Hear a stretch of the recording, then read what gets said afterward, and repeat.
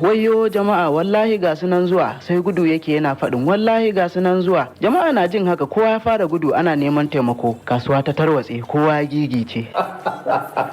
Wata rana wani mahaukaci ya ɗau wanka shiga kasuwa, yana shiga sheka da gudu yana ta faman kururuwa yana cewa wayyo jama'a wallahi ga sunan zuwa, sai gudu yake yana faɗin wallahi ga sunan zuwa. Jama'a na jin haka kowa ya fara gudu ana neman taimako. Kasuwa ta tarwatse, kowa ya gigice. Can wasu mutane sun yi gudu sun gaji, sai suka ga wannan mahaukacin yana ta yin haki shi ma ya gaji. Sai wani mutum ya matso kusa da shi yana nishi ya ce masa wai su wane ne suka taho ne? Sai mahaukacin ya ce wallahi yan nefa ne, na gansu har da tsani sun nufo kasuwa za su yanke wuta.